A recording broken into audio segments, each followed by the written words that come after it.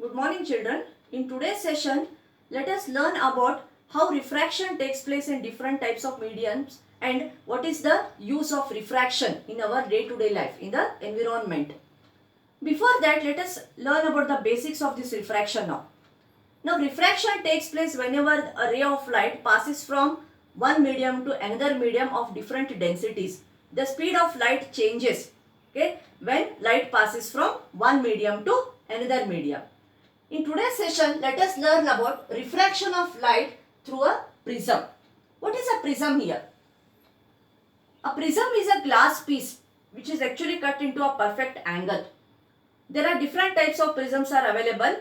Now this is a triangular based prism. A prism will be always a triangular based, whether it can be equilateral triangle, it can be a scalene triangle, or it can be an isosceles triangular based prism. Now this is an equilateral triangular based prism. It has got two bases here and the lateral surfaces are rectangular. Okay, so in the 3D figures in your mathematics you have studied about prisms. Okay, this is a triangular based prism which is made up of glass. Okay, now here this angle, it is called as angle of the prism. So if I hold it like this, it becomes the angle of the prism here. Because it is equilateral triangular based prism, how much will be each angle then? Each angle will be 60 degree. Okay, this is called as angle of the prism. So in an equilateral triangular based prism, the angle of the prism is 60 degrees. Now here, this is a diagram of a prism and how does light refracts in a prism. PQ is incident ray here, QR is refracted ray and RS is emergent ray. Just like how we studied in refraction through a glass slab, here also we get all the three rays: incident ray, refracted ray and emergent ray. Incident ray passes from air to glass. So it is traveling from a rarer medium into a denser medium. What happens to the ray then? The ray will bend towards the normal. This is normal, what we have drawn here. Okay. Then the refracted ray passes through the prism and it will emerge out from the prism, from the other edge of the prism here. Now the ray of light is traveling from a denser medium into a rarer medium. When a ray of light passes through a denser medium to a rarer medium, then the ray will bend away from the normal. Okay, so this is how the emergent ray is formed here.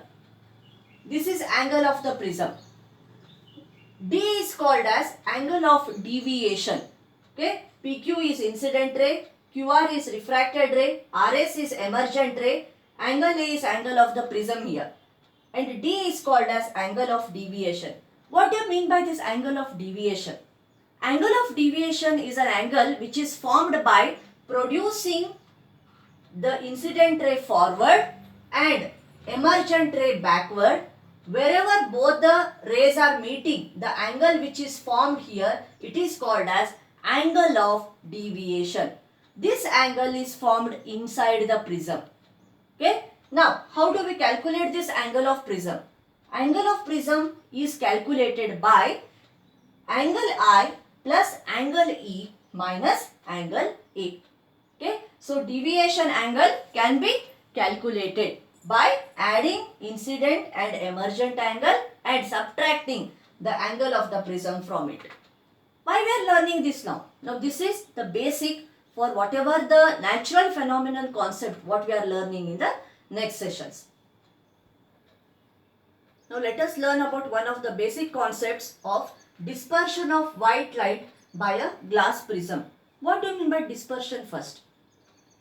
Dispersion is nothing but splitting of white light into 7 constituent colors. Yes, what do you mean by white light? White light is nothing but a ray of light which is coming from the sun or any other white color light what we get even in the electrical bulbs. Okay, so that is called as white light. This white color is obtained by combining 7 different colors. Okay, why we are not seeing those 7 different colors around us then? Why we are seeing only the white color light which is coming from the sun? That is mainly because when the 7 colors, when they are traveling in the space or when they are traveling in the atmosphere, unless there is a change in the medium, they do not change the speed. They do not deviate their speed. they will be traveling with the same speed. When they are made to pass or when they are made to change the medium, then they will split up into 7 colors and the speed of the different colors will be changing there. That is how the dispersion occurs. Okay, so here white light, when it passes through the prism, there will be a change in the medium from air to glass. It is traveling. So the speed of different colors will be different now when they enter into the glass slab or when they enter into the glass prism here, and they will be splitting into different colors. They will bend with different colors. Okay, this bending takes place because of different wavelengths of the different colors here.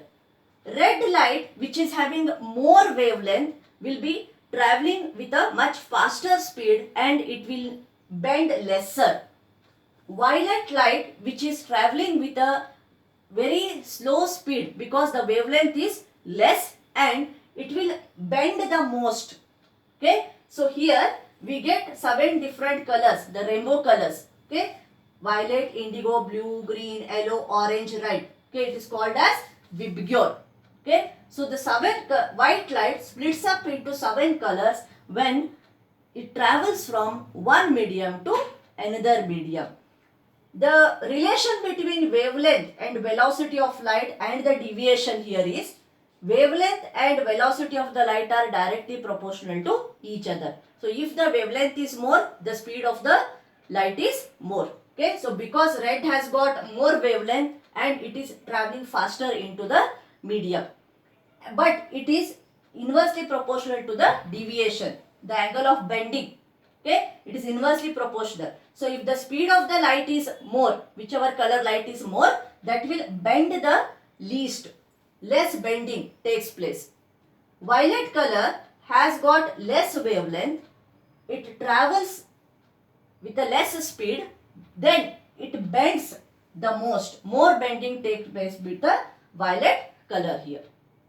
Isaac Newton was the first scientist who actually found the dispersion of light using a glass prism. He even showed that the reverse of dispersion is also possible. Okay, he took 2 prisms. Through one prism he passed the white light. A spectrum of 7 colors was observed. He kept one more prism inverted nearer to the first prism.